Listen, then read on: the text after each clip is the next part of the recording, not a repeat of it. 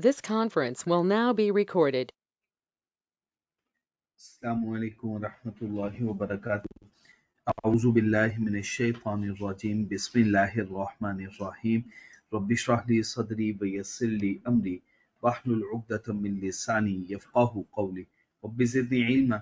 अल्लाहुम्मा अरिनल हक़्क़ हक़्क़न वरज़ुक़ना इत्तिबाअह व अरिनल बातिला बातिलन वरज़ुक़ना इज्तिनाबह। आमीन या रब्बल आलमीन।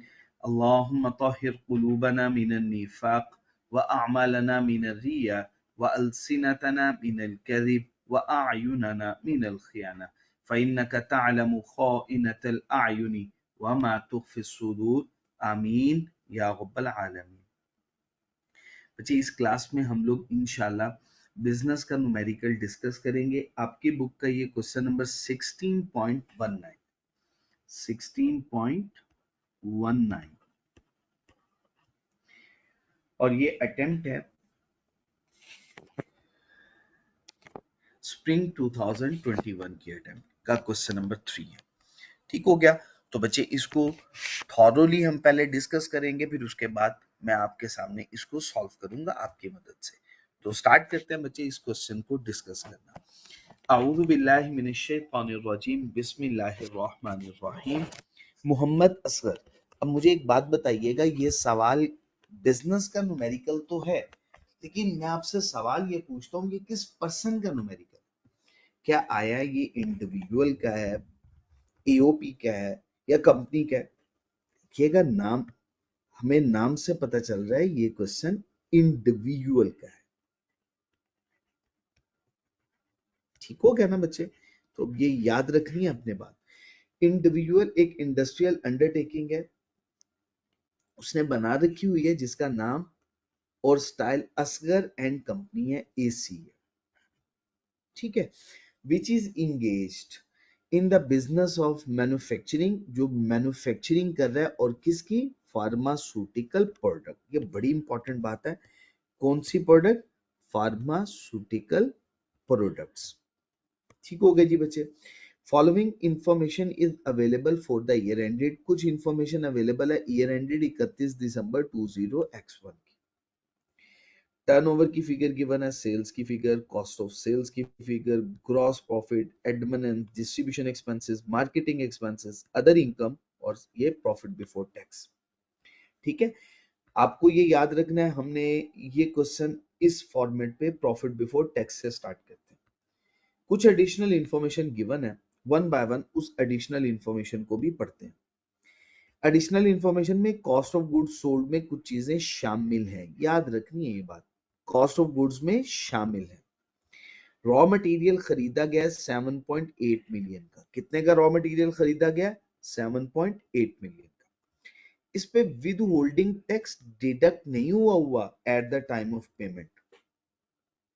अब याद करें, अगर किसी भी एक्सपेंडिचर की पेमेंट के टाइम पे उसका विद होल्डिंग टैक्स डिडक्ट ना हो, वो एक्सपेंस डिसअलाउ हो जाता था। लेकिन इस केस में ये पूरी अमाउंट डिसअलाउ नहीं होगी, क्योंकि आपको याद होगा इसकी हमने एक एक्सेप्शन भी पढ़ रखी है।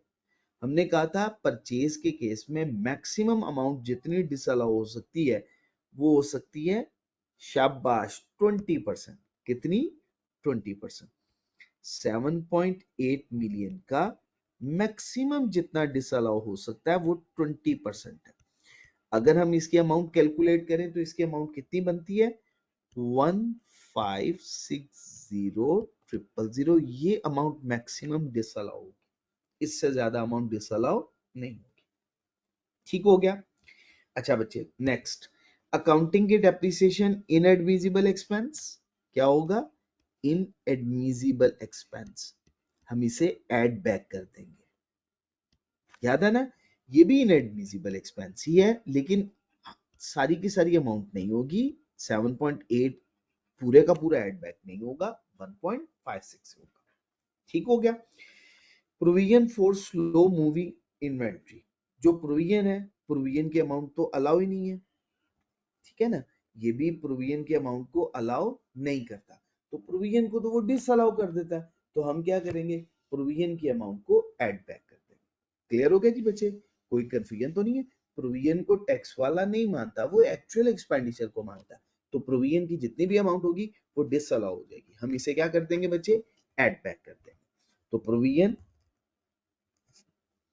For slow moving inventory in admissible expense है और हम इसे ऐड बैक कर देंगे 1.8 मिलियन से।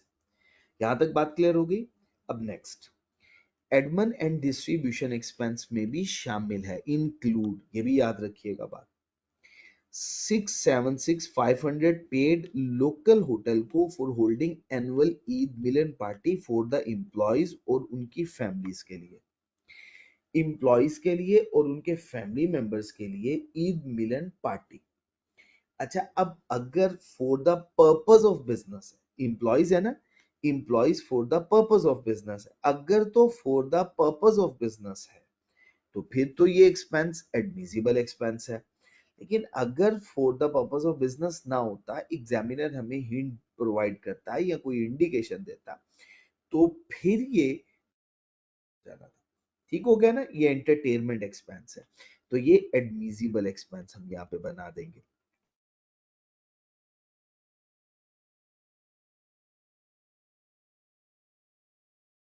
आपको क्वेश्चन सॉल्व करते हुए दिक्कत ना हो, यहाँ पे मैं क्या यूज करूंगा, एडमिसिबल एक्सपेंस। ये आ गया एडमिसिबल एक्सपेंस। ठीक हो गया। नेक्स्ट, 1.235 मिलियन पे किया एज ए पेनल्टी कस्टमर को in settlement of his claim. Customer के साथ मुआहदा किया गया था, उस मुआहदे की वायलेशन हो गई, उसको क्लेम पे करना पड़ गया 1.235 का डैमेजेस में, under a contract for supply of batch of vaccine. Laboratory test और इन हाउस इन्वेस्टिगेशन से ये पता चला कि इम्प्योरिटीज का जो लेवल वैक्सीन में था वो ज्यादा था एक्सेप्टेबल लेवल से, जो कि मुआहदे में बात लिखी हुई थी। देखिए याद रखिएगा, कॉन्ट्रैक्ट की वायलेशन हो रही है। किसकी वायलेशन है, कॉन्ट्रैक्ट की वायलेशन, लॉ की वायलेशन नहीं है, कॉन्ट्रैक्ट की वायलेशन। अगर कॉन्ट्रैक्ट की वायलेशन है तो फिर ये तो एक्सपेंस इनएडमिसिबल नहीं है, ये क्या है, एडमिसिबल एक्सपेंस। कौन सा एक्सपेंस है, एडमिसिबल। अब आपने मेरी बात याद रखनी है, ये दोनों एडमिसिबल एक्सपेंसेस है। इसका ट्रीटमेंट क्या होगा, देखिए प्रॉफिट की कैलकुलेशन करते हुए एडमिन एक्सपेंस माइनस नहीं किए, पूरे एक्सपेंसेस माइनस किए, और इसमें ये अमाउंट शामिल भी है, तो ये एक्सपेंस टैक्स वाला भी मानता है, तो हमें कुछ करने की जरूरत नहीं। आपको रूल याद है ना, वो मैंने आपके सामने टेबल भी बनाया था। अगर एक एक्सपेंस अकाउंटिंग वाले के लिहाज से एक्सपेंस है और टैक्स वाला भी उसको अलाउ करता है, तो फिर हम कुछ नहीं करते, क्योंकि वो ऑलरेडी प्रॉफिट की कैलकुलेशन करते हुए हम माइनस कर चुके होंगे। ठीक हो गया। नेक्स्ट बचे 2.3 मिलियन पे किया डोनेशन के तौर पे हॉस्पिटल ऐसे को जो एस्टेब्लिश हुआ है लोकल गवर्नमेंट। तो बच्चे इस ये एक्सपेंस अलाउ नहीं होता, याद रखिएगा, ये एक्सपेंस अलाउ नहीं होता, बल्कि इसके अगेंस्ट हमें क्या करना है, क्रेडिट अलाउ करना है। तो इसमें दो बातें याद रखिएगा। पहली बात, ये एक्सपेंस इनएडमिसिबल है, ये एडमिसिबल एक्सपेंस नहीं है, इसकी पहली ट्रीटमेंट तो ये होगी। दूसरा, ये इस पे टैक्स क्रेडिट या टैक्स रिबेट अलाउ होगा, टैक्स क्रेडिट ऑन डोनेशन या टैक्स रिबेट ऑन डोनेशन। ठीक है, हम ये कैलकुलेट करेंगे। तो इसमें ये दो बातें हमें याद रखनी है कि डोनेशन एक्सपेंस एडमिसिबल नहीं है, इनएडमिसिबल एक्सपेंस है। ऑन द अदर हैंड इस पे क्या अलाउ होगा, इस पे अलाउ होगा, शाबाश, इस पे अलाउ होगा टैक्स क्रेडिट, जिसे हम टैक्स रिबेट भी कहते हैं। यहां तक कोई प्रॉब्लम, चले जी बच्चे। नेक्स्ट, मार्केटिंग एक्सपेंस में शामिल है, इंक्लूड, एक रिवॉर्ड है 5 लाख रुपए का, ये रिवॉर्ड पे किया गया कैश में। कोई भी खर्चा जो अदर देन बैंकिंग चैनल के थ्रू पे किया जाएगा वो एक्सपेंस अलाउ नहीं होगा। याद है ना आपको ये बात। और इसकी अमाउंट जी 500,000 है, एक्सीड कर रही है 25,000 से। ठीक हो गया। तो बच्चे, अगर अदर देन बैंकिंग चैनल के थ्रू पे किया जाए, अदर देन बैंकिंग चैनल के थ्रू पे किया जाने वाला एक्सपेंस ये इनएडमिसिबल एक्सपेंस होगा, तो हम इसे क्या कर देंगे, ऐड बैक कर देंगे। ये है इनएडमिसिबल एक्सपेंस। ठीक हो गया, तो हम इसे ऐड बैक कर देंगे। नेक्स्ट बचे अदर इनकम में शामिल है इंक्लूड डिविडेंड है 174,000 का, ये अमाउंट रिसीव हुई है लिस्टेड कंपनी से after deduction of income tax, income tax की डिडक्शन के बाद, और इनकम टैक्स की डिडक्शन का रेट कितना है 15%, और जक़ात की डिडक्शन, और जक़ात की डिडक्शन कितने की हुई है 30,000 की। तो जी बच्चे ये अदर इनकम में कितनी अमाउंट शामिल है 174,000 अमाउंट शामिल है। ये अमाउंट हम क्या कर देंगे डिडक्ट कर देंगे, माइनस कर देंगे। अब रीजन समझनी है क्यों ऐसा क्यों करेंगे, मैं एक कलर चेंज कर रहा हूं, ऐसा क्यों करेंगे याद रखना, इसको हम डिडक्ट कर देंगे, इसकी रीजन समझिएगा। इस वजह से क्योंकि ये फाइनल टैक्स रजीम की इनकम है। कौन सी इनकम है फाइनल टैक्स रजीम की इनकम, और इसे ग्रॉस अप करके हमने लिखना है। ग्रॉस अप करके कैसे लिखना है वो जरा मैं इसकी वर्किंग आपके सामने करता हूं। देखिएगा सबसे पहले डिविडेंड की अमाउंट,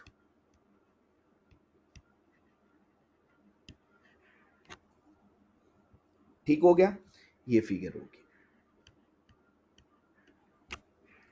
फिर इसमें से माइनस होता है tax at the rate of 15%।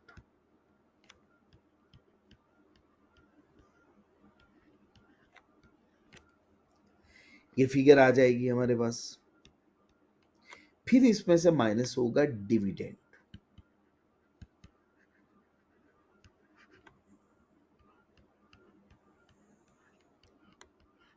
और ये फिगर हमारे पास आ जाएगी नेट, नेट अमाउंट। इनकम तो हमने ग्रॉस अमाउंट से शो करवानी होती है, इस अमाउंट से इनकम शो करवानी होती है। अब हुआ क्या, उन्होंने नेट अमाउंट अदर इनकम में लिखी हुई है, अब हमें इसे ग्रॉस अप करना है। मैं इसके आपके सामने इसकी वर्किंग करने वाला हूं। नेट अमाउंट कितनी है 174,000 की, कितनी अमाउंट है 174,000 की, 174,000,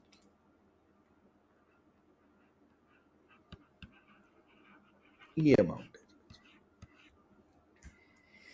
अब डिविडेंड की अमाउंट एग्जामिनर ने हमें खुद बता दी हुई है, डिविडेंड की अमाउंट हम इसमें ऐड कर देंगे।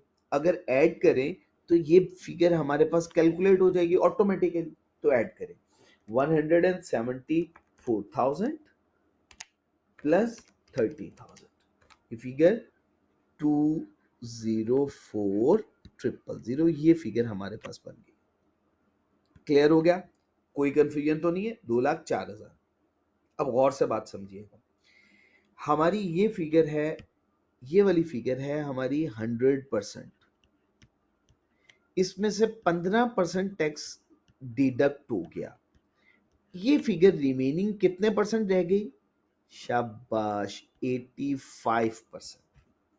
समझ आई बात, ये डिविडेंड की फिगर मैंने अज्यूम किया, लेट ये फिगर 100% है, इसमें 15% टैक्स डिडक्ट होना है, माइनस होना है, लेस होना है, इसमें से डिडक्ट होने के बाद जो रिमेनिंग फिगर रह जाएगी वो 85% है। अब मुझे इसको ग्रॉस अप करना, ग्रॉस अप कैसे करूंगा, 204 डिवाइड कर दे इसको, ये कितने परसेंट फिगर है 85%, और मुझे मल्टीप्लाई किससे करना है 100 से, मुझे 100% फिगर फाइंड आउट करनी है। तो 204,000 को डिवाइड किया हमने 85 से, और इसे मल्टीप्लाई कर दिया 100% से, तो कितनी फिगर बन गई 240,000। शाबाश, बिल्कुल सही हो गया।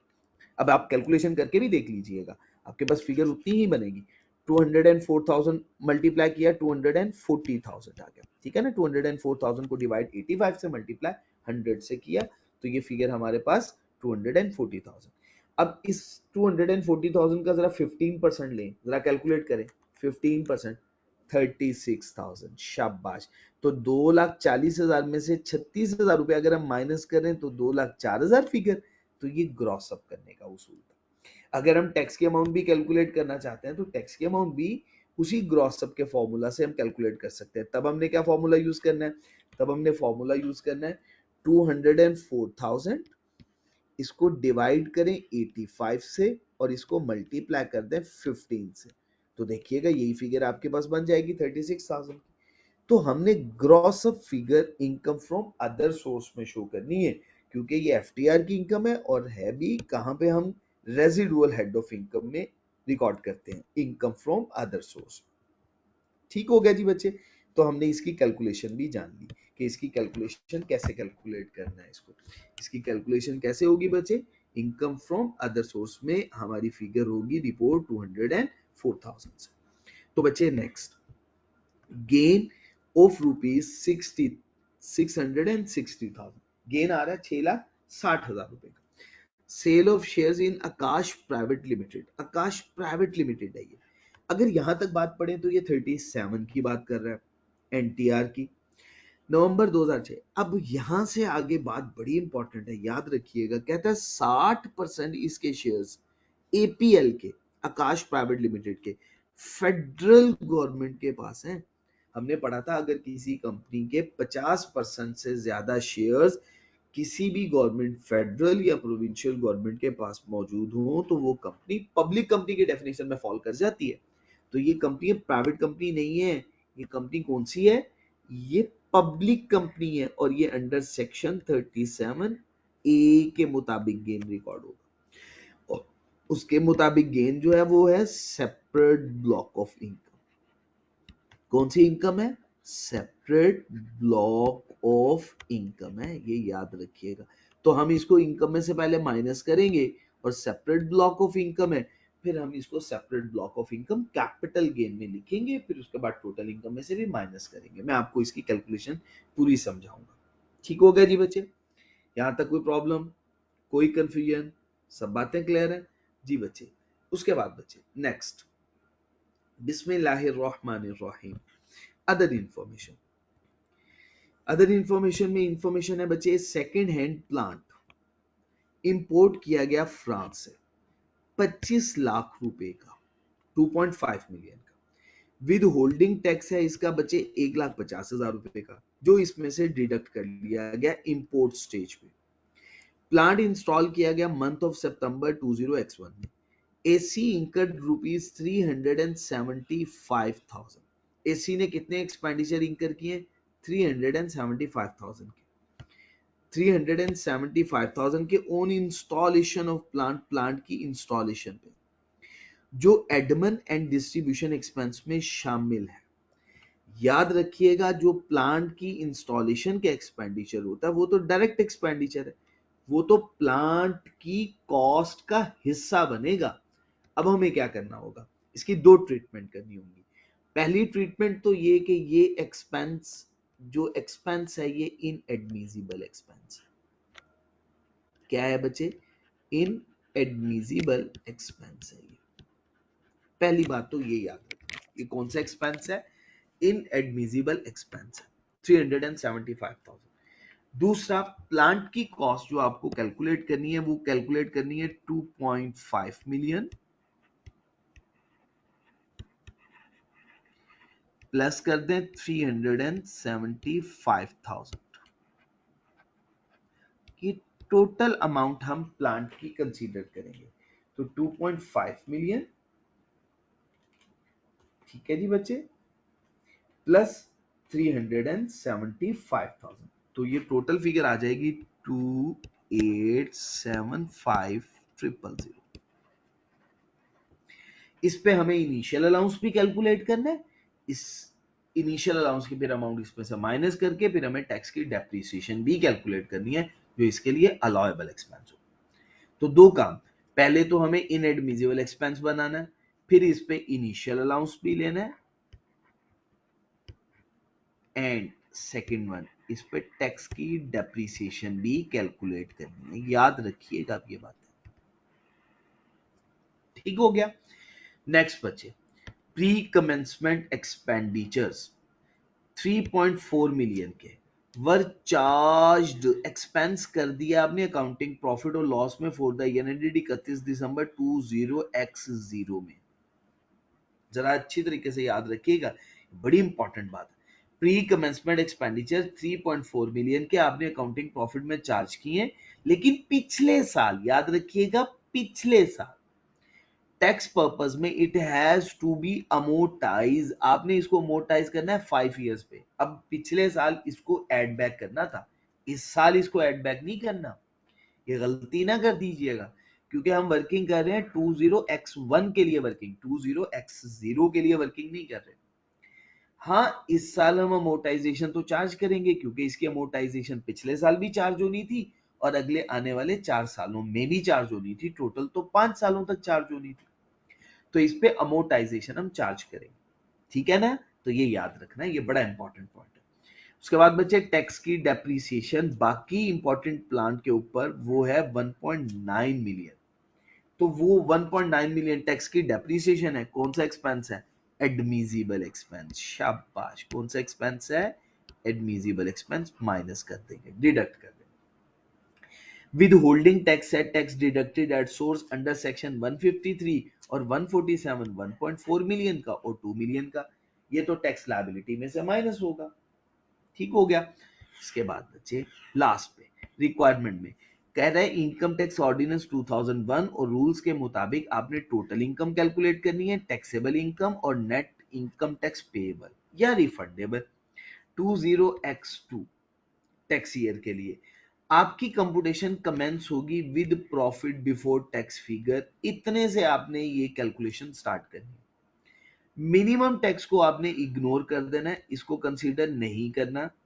तमाम रेलिवेंट एग्जम्पशन, एक्सक्लूजन और डिसअलाउंसेस को कंसीडर करना और टैक्स के रेट्स लास्ट पेज पे गिवन, हम अपनी बुक वाले टैक्स के रेट्स अप्लाई करेंगे। ये तो था कंप्लीट क्वेश्चन जो आपके सामने मौजूद है।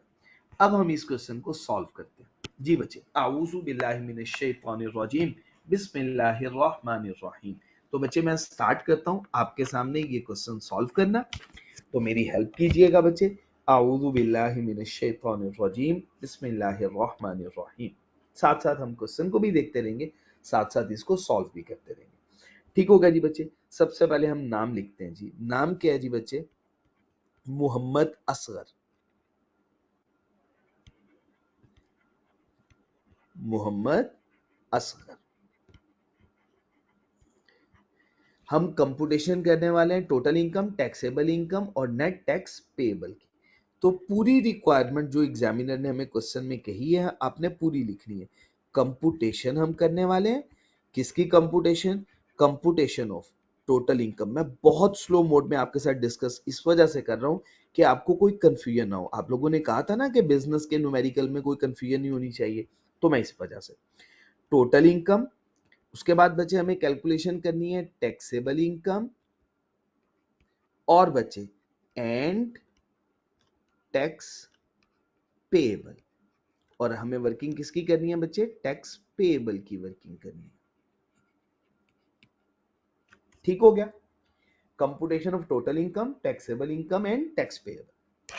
उसके बाद बच्चे फॉर द टैक्स ईयर, ये टैक्स ईयर के लिए फॉर द टैक्स ईयर। अब जो टैक्स ईयर गिवन है वो मैं नोट डाउन कर लेता हूं।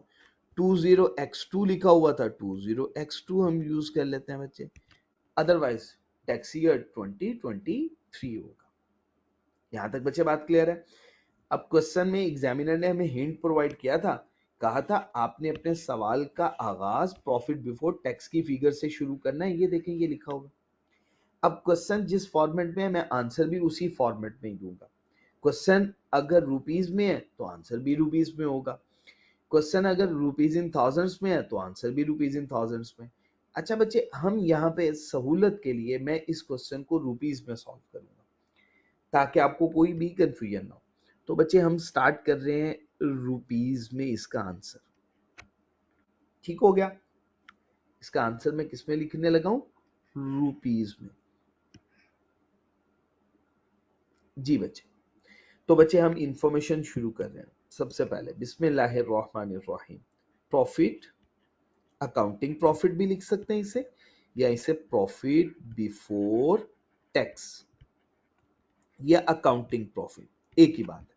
प्रॉफिट बिफोर टैक्स या बच्चे अकाउंटिंग का प्रॉफिट, प्रॉफिट बिफोर टैक्स क्या बच्चे, अकाउंटिंग का प्रॉफिट। कितनी फिगर थी, 2468, यही थी ना 2468, और थाउजेंड्स में है तो रुपीज उसमें हमने लिख लिया 2468, देख भी लें ताकि कोई गलती ना हो जाए। 2468 देखिए यही फिगर लिखी है 2468, और ये वही फिगर है जो हमारे क्वेश्चन में भी मौजूद है, ये देखिए 2468। अब वन बाय वन एक एक एडजस्टमेंट पढ़ते चले जाते हैं, उसको सॉल्व करते जाते हैं। सबसे पहले अगर कोई एक्सपेंस पेमेंट के टाइम पे, जिसकी पेमेंट के टाइम पे टैक्स उसका डिडक्ट होना हो, अगर आपने उसकी पेमेंट पे टाइम पे उसका टैक्स डिडक्ट नहीं किया तो वो एक्सपेंस डिसअलाउ हो जाता है। इसकी एक एक्सेप्शन हमने ये पढ़ी थी, हमने कहा था कि अगर परचेजेस की सूरत में पेमेंट करते हुए टैक्स विदहेल्ड नहीं किया तो टोटल परचेजेस इनएडमिसिबल नहीं होती, बल्कि मैक्सिमम 20% डिसअलाउ। तो बच्चे हम इसका फॉर्मेट बनाते हुए दो काम करते थे। हम सबसे पहले हम ऐड करेंगे इन एडमिसिबल एक्सपेंसेस। ऐड किसे करेंगे बच्चे, इन एडमिसिबल एक्सपेंसेस।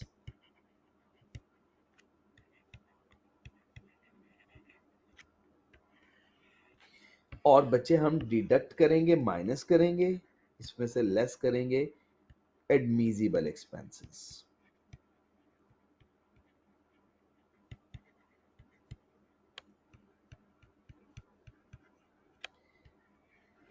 जी बच्चे वन बाय वन। सबसे पहले इनएडमिसिबल एक्सपेंसेस में जो सबसे पहला इनएडमिसिबल एक्सपेंस आ गया वो है purchase of raw material.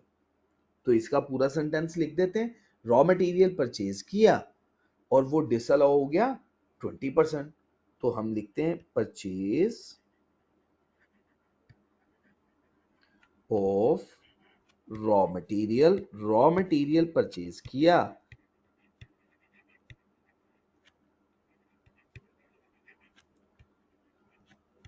And tax is not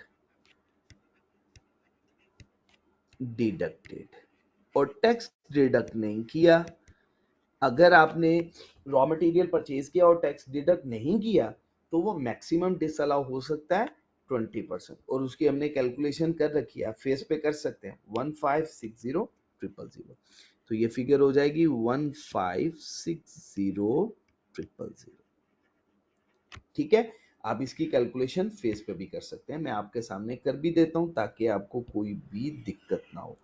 बस मुझे थोड़ी सी फिर स्पेस ज्यादा चाहिए होगी, मैंने ये नीचे कर लिया ताकि मैं आपके सामने इसकी वर्किंग भी कर सकूं। ठीक हो गया जी, मैं आपके सामने इसकी वर्किंग भी कर देता हूँ। वर्किंग के लिए हम कलर चेंज कर लेते हैं। जी बच्चे 7.8 मिलियन की टोटल परचेजेस, मैक्सिमम जो डिसअलाउ हो सकती हैं वो 20% डिसअलाउ हो सकती हैं, इससे ज्यादा डिसअलाउ नहीं हो सकती। तो फिर इसकी अमाउंट कितनी बन गई, 1.56। ठीक हो गया, पहला पॉइंट हमने डिस्कस कर लिया, ये हमारा सॉल्व हो गया। अकाउंटिंग की डेप्रिसिएशन इनएडमिसिबल एक्सपेंस है, ऐड बैक कर देते हैं अकाउंटिंग की डेप्रिसिएशन, अकाउंटिंग डेप्रिसिएशन, अकाउंटिंग की डेप्रिसिएशन ऐड बैक कर देंगे बच्चे।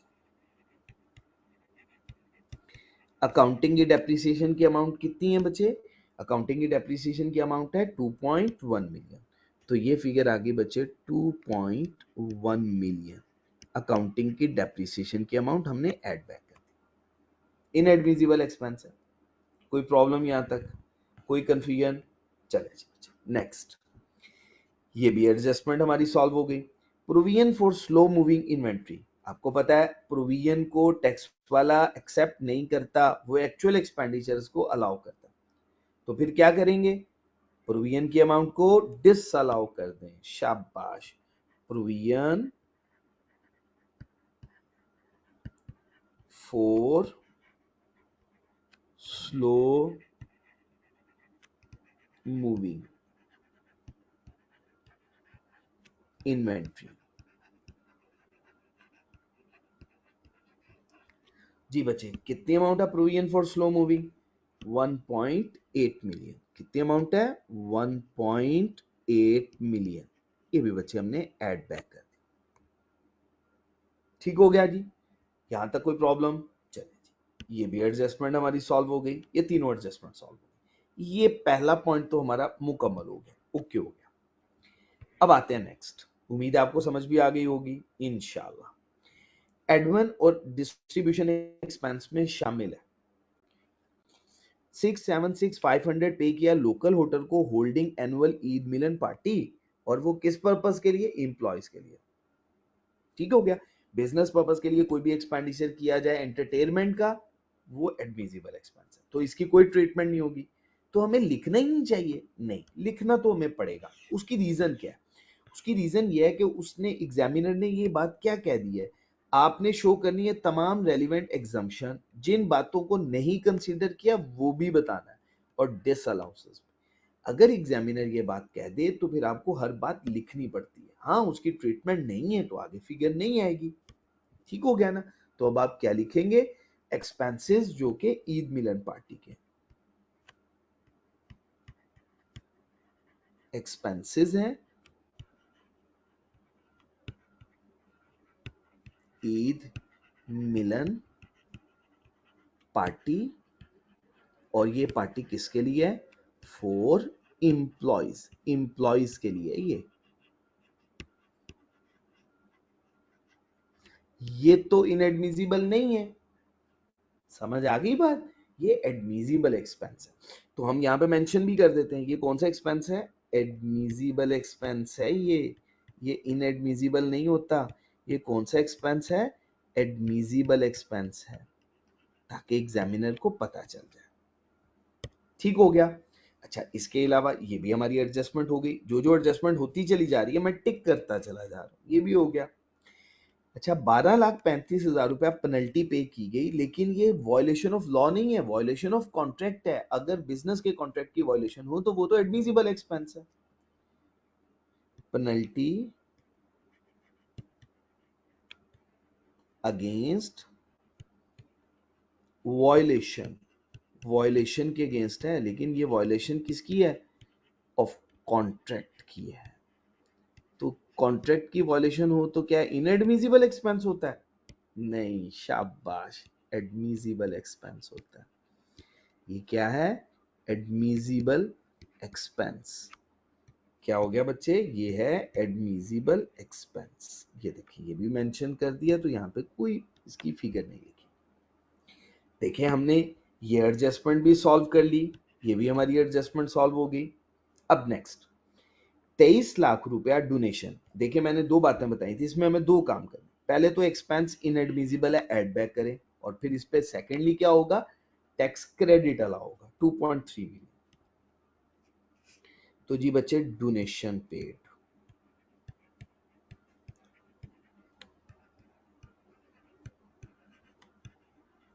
डोनेशन किसको पे की गई थी? हॉस्पिटल को। शाबाश।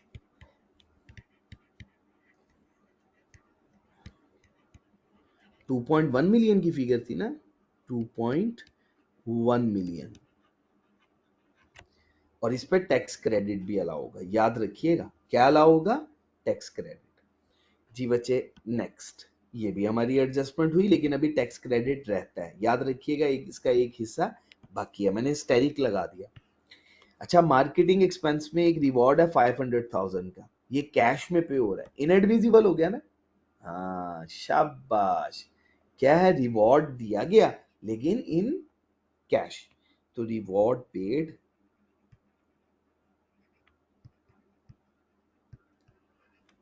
Through cash.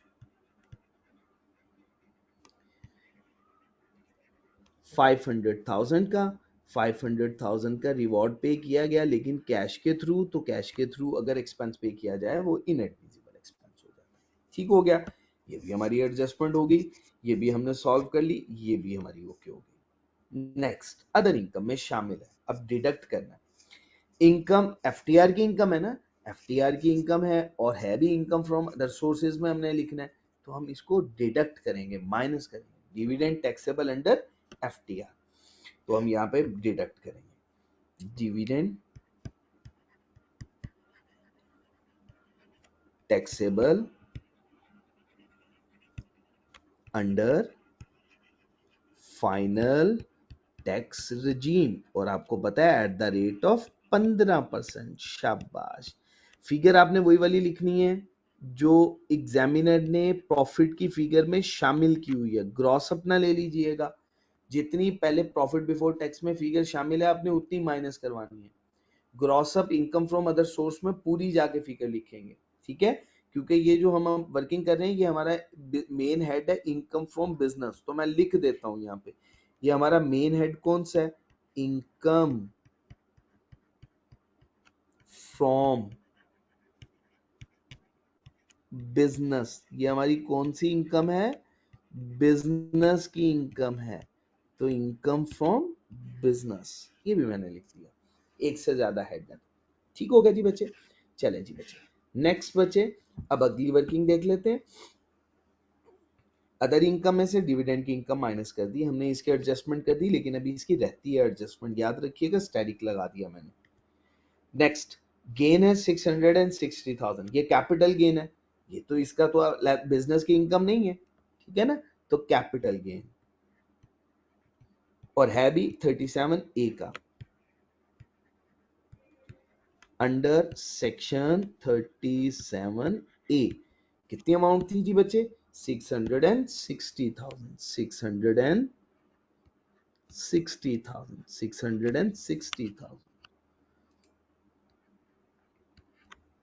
तो 660,000 की amount capital gain under section 37A। जी बच्चे, ये भी हमने वर्किंग कर ली है, ये अब कैपिटल गेन के हेड में रिकॉर्ड होगी। अदर इंफॉर्मेशन में बच्चे सेकेंड हैंड प्लांट, अब ये सेकेंड हैंड प्लांट की जो 375,000 इनएडमिजिबल एक्सपेंस है, क्या हुआ मैं दोबारा बता देता हूँ। सेकेंड हैंड प्लांट इंपोर्ट किया फ्रांस से, 25 लाख रुपए की कॉस्ट आई, इसका 1,50,000 रुपए का टैक्स भी हेल्ड हुआ है।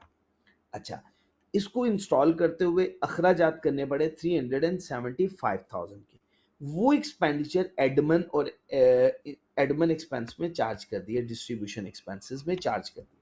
ये तो एक्सपेंस नहीं है, ये तो एसेट की कॉस्ट का हिस्सा बनता है। आपको याद होगा चैप्टर नंबर 12 में हमने ये बात पढ़ी थी कि इंस्टॉलेशन कॉस्ट हो वो हम उसकी कॉस्ट में ऐड करते हैं। तो पहली बात तो ये कि जो एडमन एक्सपेंस में आपने इंस्टॉलेशन कॉस्ट ऐड की हुई है ये गलत है, इनएडमिसिबल। ऐड बैक करें पहले, तो लिखते हैं इंस्टॉलेशन ऑफ प्लांट, प्लांट की इंस्टॉलेशन कॉस्ट किसकी बचे, ऑफ प्लांट, प्लांट की इंस्टॉलेशन कॉस्ट कितने से बचे, 375,000 से इंस्टॉलेशन कॉस्ट, ये हो गया। अच्छा बच्चे, अब इस पे जो जो बातें अलाउ होंगी वो वर्किंग करते हैं। सबसे पहले इस पे अलाउ होगा इनिशियल अलाउंस, कैलकुलेशन आप भी कीजिएगा, मैं भी अभी करके लिखूंगा। इनिशियल अलाउंस, ठीक हो गया। इनिशियल अलाउंस बच्चे हमने कैसे कैलकुलेट करना है, ये फिगर मैंने आपके सामने कैलकुलेट करके रखी हुई है, कितनी है 2875, ये याद रखिएगा 2875,000। इसका बच्चे ये इलिजिबल फॉर इनिशियल अलाउंस है तो 25%, ठीक हो गया जी बच्चे। तो 2875,000 का 25%, तो ये फिगर कितनी आ जाएगी, 718,750। ये फिगर हमने 718,750 की इनिशियल अलाउंस की निकली। अब इसके बाद हमने इसमें से माइनस करनी है टैक्स की डेप्रीसिएशन की अमाउंट। कौन सी अमाउंट, टैक्स की डेप्रीसिएशन की अमाउंट। अब टैक्स की डेप्रीसिएशन की अमाउंट कैसे कैलकुलेट करनी है वो देखिएगा, 2875,000, इसमें से पहले माइनस करें 718,750, ये फिगर माइनस करने के बाद आपने इसका 15% लेना है। कितने परसेंट लेना है, 15%, ठीक हो गया। तो बच्चे 2875,000, इसका बच्चे आपने पहले इसमें से ये फिगर माइनस करनी है, ठीक है, 2875,000, इसमें से बच्चे आपने पहले ये इनिशियल अलाउंस की फिगर माइनस की, वो फिगर आ गई 2156,250, फिर इस पे 15% लेना है। और आपको पता है in the year of purchase full year depreciation charge की जाती है, याद है ना आपको। और in the year of disposal no depreciation, तो पूरी साल की डेप्रिसिएशन 323 323 437 पॉइंट, ये 437.50 है, मैं इसको 438 कर रहा हूँ राउंड ऑफ करके, 438 मैंने राउंड ऑफ कर दिया। ठीक हो गया, मेरे पास जो फिगर आ रही है कैलकुलेटर में 323,437.50, मैंने इसको 438 कर दिया। यहां तक बच्चे बात क्लियर हो गई। हमने ये वर्किंग भी, ये काम भी हमने कर दिया, इंस्टॉलेशन वाला भी हमने कर दिया। ठीक हो गया। इसके बाद बच्चे नेक्स्ट, ये भी हो गया। नेक्स्ट बच्चे प्री कमेंसमेंट एक्सपेंडिचर है 34 लाख रुपए, जो कि 2000, ये देखें 2 साल पहले के, वो तो उस साल एड बैक हो गए होंगे, इस साल तो हमें सिर्फ इस पे अमोर्टाइजेशन लेनी है, तो हम कैलकुलेट करते हैं amortisation of pre commencement expenditure. आपको शायद याद होगा, हम प्री कमेंसमेंट एक्सपेंडिचर पे अमोर्टाइजेशन चार्ज करते हैं स्ट्रेट लाइन बेसिस पे 5 इयर्स बेस बना के। Amortisation of pre commencement expenditures, amortization of pre-commencement expenditures। ठीक हो गया जी बच्चे। अब जरा इसकी कैलकुलेशन कीजिएगा। Amortisation of pre commencement expenditures की कैलकुलेशन करनी है 3.4 मिलियन। इसका बच्चे 5 ईयर्स को बेस बनाना है, 20% कैलकुलेट कर दें, स्ट्रेट लाइन बेसिस पे लेना है ना, तो 3400, ये आ गया 34, इसको बच्चे 20%, तो कितनी फिगर आ जाएगी 680,000। बिल्कुल ठीक हो गया जी, 680,000, ये प्री कमेंसमेंट एक्सपेंडिचर की फिगर हमने लिखी। यहां तक कोई प्रॉब्लम? ये अमोर्टाइजेशन भी चार्ज होगी, ये भी हो गया, लेकिन प्री कमेंसमेंट एक्सपेंडिचर को एड बैक ना कीजिएगा क्योंकि ये 2020 के। इसके अलावा बाकी इंफॉर्मेशन देखते हैं, ये भी हो गया। टैक्स की डेप्रिसिएशन बाकी एसेट्स के ऊपर 1.9 की, जी बच्चे ये भी माइनस करेंगे। Tax depreciation, tax depreciation on other assets के ऊपर जो फिगर गिवन है, वो कितनी फिगर है? वालेकुम अस्सलाम, 1.9 मिलियन की बच्चे बाकी एसेट्स के ऊपर टैक्स की डेप्रिसिएशन गिवन। ये भी बच्चे बात क्लियर हो गई आप लोगों को, 1.9 मिलियन की बाकी एसेट्स पे, वो भी बच्चे हमने चार्ज कर दी। अच्छा बच्चे, अब इसके अलावा कोई और एडजस्टमेंट नहीं गिवन, जितनी भी एडजस्टमेंट्स थी वो हमने सारी की सारी एडजस्टमेंट इनकॉर्पोरेट कर दी। अब जरा आपने कैलकुलेट करना है कि टोटल हमारी टोटल इनकम कितनी बन रही है। कुछ भूल तो नहीं रहे आप लोग? जी शाबाश, हमारे अभी बाकी हेड की कुछ इनकम रह गई है, उन हेड की इनकम पहले हम लिख लेते हैं। तो बच्चे स्टार्ट करते हैं, बिस्मिल्लाहिर्रहमानिर्रहीम। सबसे पहले बच्चे capital gain, capital gain, capital gain. जी बच्चे स्टार्ट करते हैं कैपिटल गेन के लिए वर्किंग। तो कैपिटल गेन में बच्चे gain on disposal, gain on disposal of shares, shares की डिस्पोजल पे गेन हुआ, लेकिन ये सेक्शन कौन सा है? Under section 37A, gain on disposal of shares under section 37A। बच्चे कितना गेन था जी? 660,000 का, ऐसा ही है ना, 660,000 ये फिगर है आपके सामने, 660,000। तो बच्चे हम 660,000 gain on disposal of shares under section 37 is 660,000, ये बच्चे इसका टोटल करना, ये फिगर लिख ली। अभी मैंने बिजनेस इनकम का टोटल नहीं किया हुआ, मैं ये चाह रहा हूँ सभी का इकट्ठा ही टोटल कर लूंगा मैं, ठीक है। वैसे आपने टोटल कर लेना है यहाँ पे, ठीक है, ये बिजनेस की इनकम का टोटल आ जाएगा, ठीक है। मेरे पास कैलकुलेटर इस टाइम पे साइंटिफिक नहीं है और मुझे कैलकुलेशन करनी होगी तो वो मेरा टाइम काफी ज्यादा लग जाएगा, आप इसकी कैलकुलेशन कर लीजिएगा। हाँ, सबसे एंड पे मैं टोटल वर्किंग के लिए टोटल कैलकुलेशन लाजमी करूंगा। ठीक हो गया जी बच्चे, ये सेपरेट ब्लॉक ऑफ इनकम है, मैं ये भी नोट करने लगा हूं ताकि याद रहे आपको। कौन सी इनकम है? Separate block of income. कौन सी इनकम है ये? Separate block of income, SBI की इनकम है ये, ये एनटीआर की इनकम नहीं है, याद रखनी है ये बात आपने। उसके बाद बचे सबसे लास्ट हेड, कैपिटल गेन के बाद बचे income from other source, income from other source.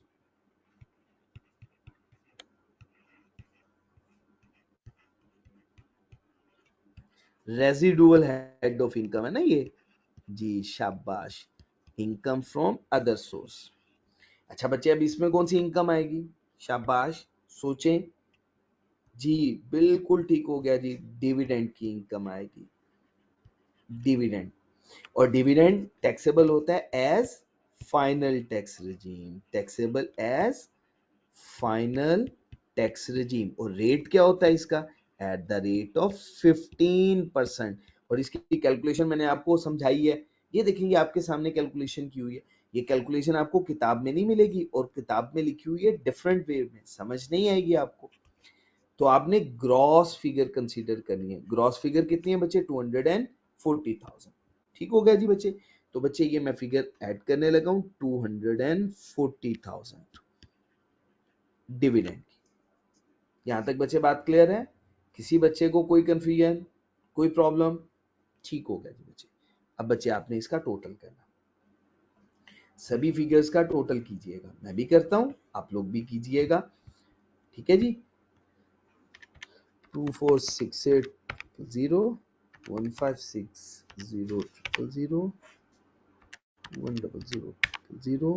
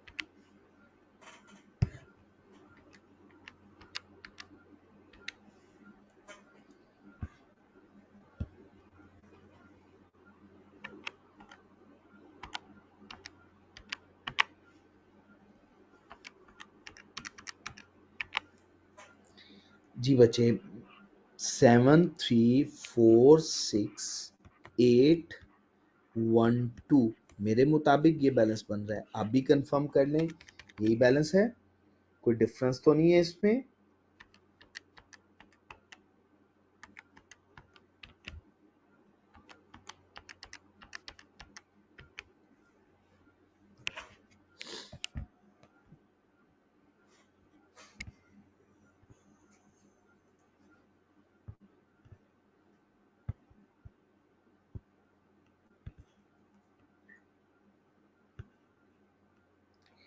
ये फिगर बन रही है। अच्छा ये फिगर नहीं बन रही, कितनी? 6646812। चलें चेक कर लीजिएगा, ये मैंने ये फिगर लिख ली, अब हो सकता है मिस्टेक हो जाए, ठीक है? तो आप टोटल में देख लीजिएगा।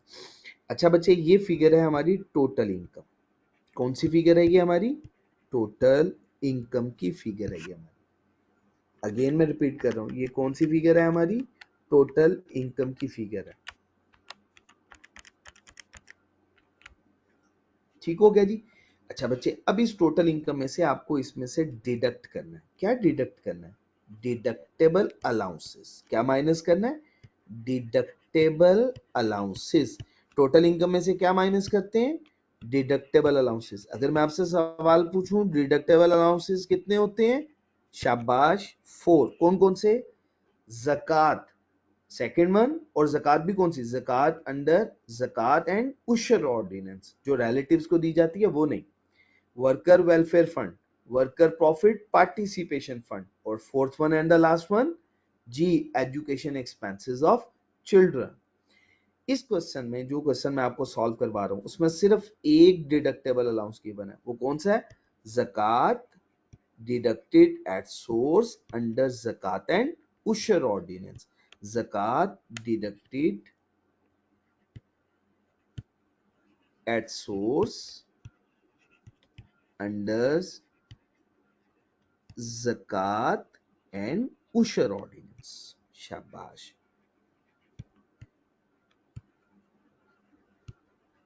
जी बच्चे, फिगर कितनी है 30,000। इसमें से बच्चे 30,000 लेस कर दीजिएगा, माइनस करता हूं इसमें से 30,000, ये फिगर होगी 6616,812। ये बच्चे हमारी है टैक्सेबल इनकम। बड़ी इंपॉर्टेंट बातें हैं, जरा तवज्जो से समझनी है बाप ने। ये है हमारी टैक्सेबल इनकम। अच्छा, अब लेकिन ये टैक्सेबल इनकम तो है, मैं मानता हूं आपकी ये बात, लेकिन इसमें कुछ ऐसी इनकम शामिल है जो टैक्सेबल होगी अंडर। अच्छा, आप लोग कह रहे हैं कि जो मैंने पहले फिगर लिखी थी वो ठीक लिखी थी। जी जी बताइएगा, आप जो पहले फिगर लिखी थी, मैं दोबारा कैलकुलेट करूं?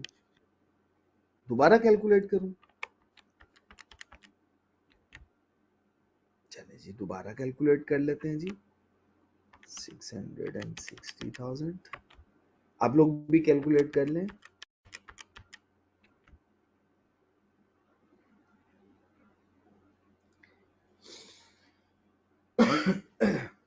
जी 7546812, ये फिगर मैंने कैलकुलेट की थी।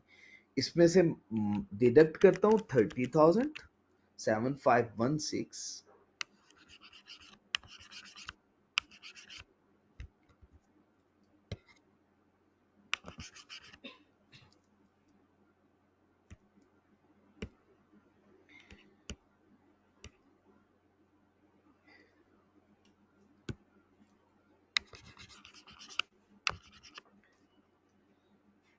जी बच्चे 7516813, ये है taxable income.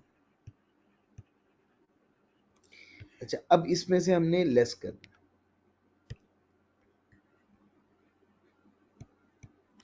Taxable as separate block of income and final tax regime. ऐसी इनकम जो टैक्सेबल होगी या तो फाइनल टैक्स रिजीम में या सेपरेट ब्लॉक ऑफ इनकम में, वो वाली इनकम मैं इसमें से माइनस कर देता हूँ। वो इनकम जो टैक्सेबल होगी as separate block of income या फाइनल टैक्स रिजीम, वो कौन कौन सी इनकम है? वो दो इनकम। ठीक हो गया। सबसे पहले डिविडेंड टैक्सेबल होगा एज फाइनल टैक्स रिजीम। ठीक हो गया। और ये अमाउंट कितनी है 240,000। शाबाश, बिल्कुल सही हो गया, ये माइनस करिए। उसके बाद बचे नेक्स्ट, इसके बाद कौन सी है जी? इनकम फ्रॉम अदर सोर्स की ये फिगर तो ले ली। Capital gain, gain on disposal of shares,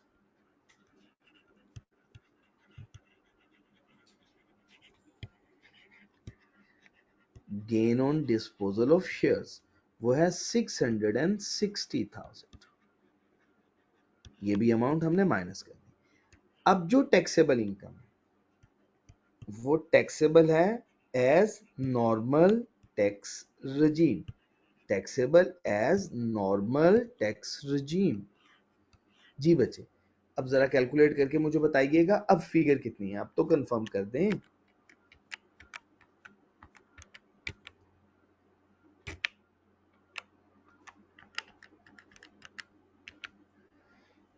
जी ठीक हो गया जी, 6616,813। अच्छा, आपने पहले ये फिगर सारी कैलकुलेशन फाइनल करने के बाद वाली फिगर बताई थी। ठीक हो गया जी बच्चे, ये टैक्सेबल है एज नॉर्मल टैक्स regime। यहां तक हो गई जी बच्चे बात, ये तो हमने वर्किंग कर ली। ये फिगर हमसे एग्जामिनर ने टोटल इनकम भी पूछी हुई थी, ये याद रखिएगा, एग्जामिनर ने हमसे टोटल इनकम भी पूछी, एग्जामिनर ने हमसे टैक्सेबल इनकम भी पूछी हुई थी। अब हम वर्किंग करने वाले हैं टैक्स लायबिलिटी की। तो स्टार्ट करते हैं। सबसे पहले हमें वर्किंग किसकी करनी है? टैक्स लायबिलिटी की।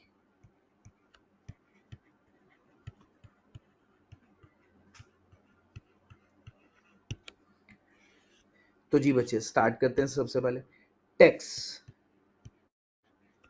ऑन रुपीज, स्लैब चेक कीजिएगा पेज नंबर 29 अपनी किताब का, कैटेगरी 1, शाबाश, कैटेगरी 1। क्योंकि ये सैलरीड इंडिविजुअल नहीं है, सैलरी इनकम तो है ही नहीं, ये तो नॉन सैलरीड का केस है। मैं लिख भी देता हूं, आपको याद रहे, ये कौन सा केस है? नॉन सैलरीड का केस है।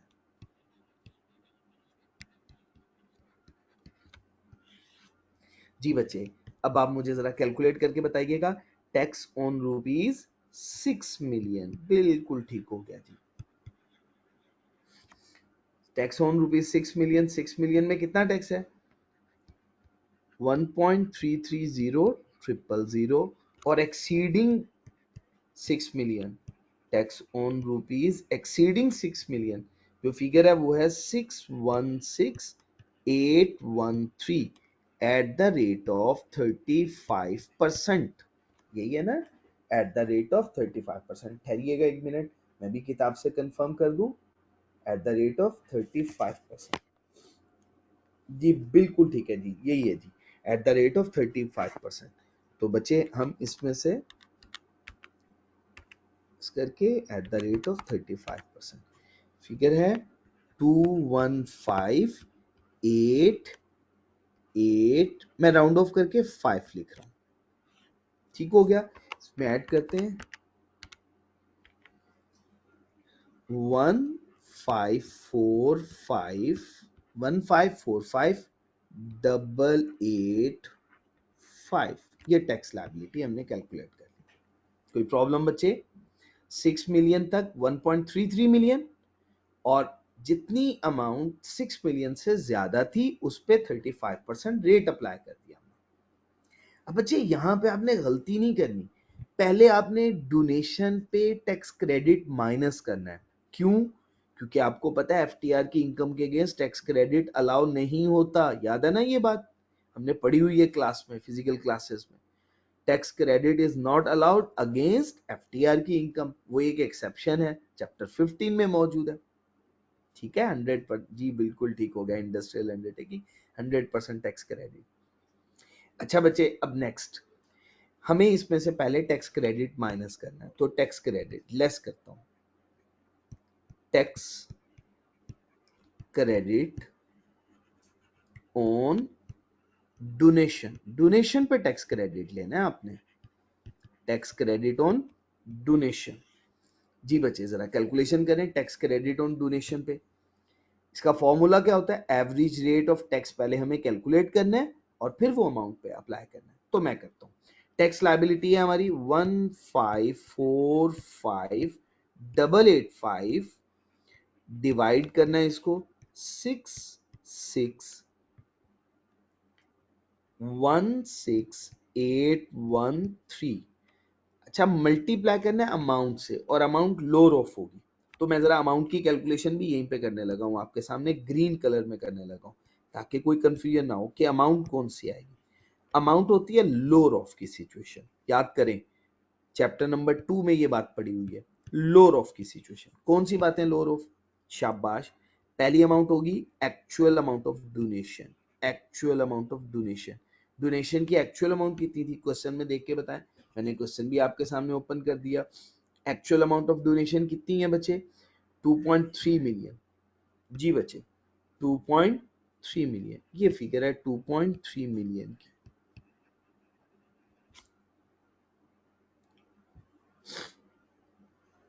सही हो गया जी बच्चे, 2.3 मिलियन। अच्छा बच्चे, अब दूसरी दूसरी अमाउंट क्या होगी जी?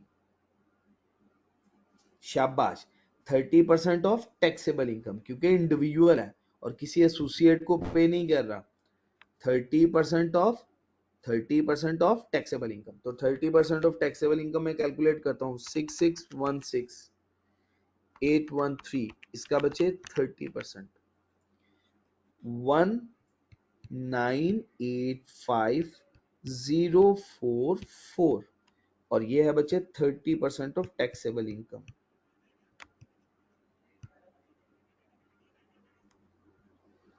ठीक हो गया।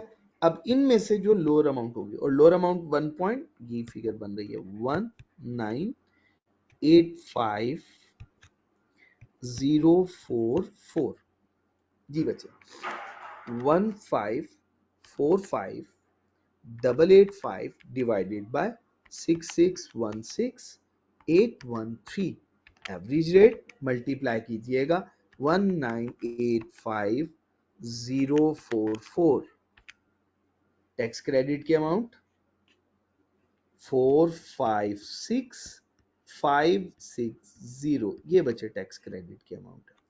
ठीक हो गया। उसके बाद बच्चे जो अमाउंट आ जाएगी वो अमाउंट हम कैलकुलेट करते हैं, -1545885, जी इसमें से मैंने ये फिगर माइनस कर दी, तो ये फिगर है बच्चे 1089325। ठीक हो गया जी बच्चे। अब बच्चे आपने इसके बाद इसमें ऐड करनी है, अब कोई क्रेडिट नहीं रह गया, अब आपने इसमें ऐड करना है ऐड टैक्स ऑन डिविडेंड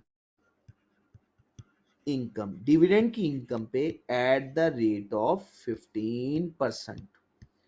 तो जी बच्चे डिविडेंड की इनकम पे एट द रेट ऑफ 15%, तो बच्चे कैलकुलेट करते हैं 240,000, इसका बच्चे 15%, कितनी अमाउंट बनी जी 36,000 ही कैलकुलेट की थी ना हमने पहले भी 15% के अकॉर्डिंगली, जी बिल्कुल ठीक है, वही अमाउंट बन रही है 36,000, ये फिगर है, ये ऐड होनी है। इसके बाद बच्चे tax on capital gain, capital gain पे अंडर सेक्शन 37A, और बच्चे अगर सिक्योरिटीज आपने 1 जुलाई 2022 से पहले बाय किए हैं तो 12.5%, ठीक है जी, वही रेट होगा ना, तो 660,000, इस पे बच्चे रेट अप्लाई करना है, क्या रेट अप्लाई करना है 12.5%, तो 12.5% रेट अप्लाई करते हैं, 660,000 मल्टीप्लाई बाय 12.5%, ये आ गया 82,500, 82,500 ये अमाउंट आ गई। ये भी बच्चे बात क्लियर हो गई।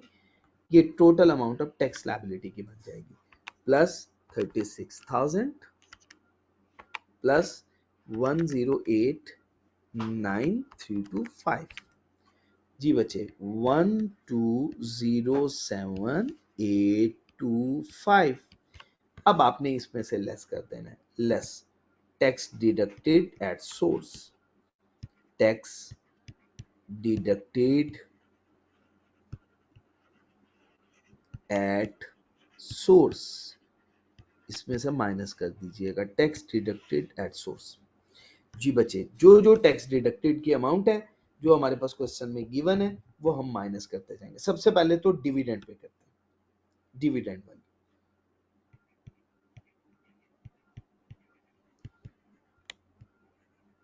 डिविडेंड वाली अमाउंट 36,000, वो तो full and final tax regime की है, वो तो बच्चे एज इट इज ये माइनस हो जाएगा। ठीक हो गया, वो टैक्स डिडक्टेड एट सोर्स की 36,000।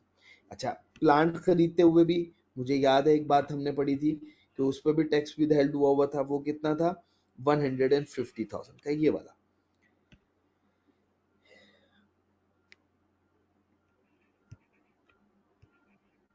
ऑन इंपोर्ट ऑफ प्लांट, जो प्लांट को इंपोर्ट किया उस पे, on import of plant, plant की इंपोर्ट पे 150,000 का, जी बच्चे वो भी डिडक्ट कर दिया बच्चे, ये भी हो गया डिडक्ट। इसके अलावा बच्चे और ये दो फिगर्स और हैं, ये विद होल्डिंग टैक्स की 1.4 मिलियन और दूसरी वाली क्या है 200,000, 1.4 और 200,000। जी बच्चे, tax under section with holding tax deducted. मैं सेक्शन नहीं, दोनों को सम करके लिखने लगा हूं, ठीक है। एक 1.4 और 200,000 की, 1.4 मिलियन और प्लस करने लगा हूं 200,000 की फिगर। ये फिगर है 1.6 मिलियन, ये बच्चे हमने इसमें से लेस कर दिया। ठीक हो गया जी बच्चे। अब जो भी फिगर आएगी वो बच्चे टैक्स पेएबल है या टैक्स रिफंडेबल है। तो जी बच्चे हम इसमें से अब माइनस करते हैं, माइनस 36,000 माइनस 150,000 और माइनस 1.6 मिलियन। तो ये रिफंडेबल आ गया 578,175, ये टैक्स रिफंडेबल आ गया।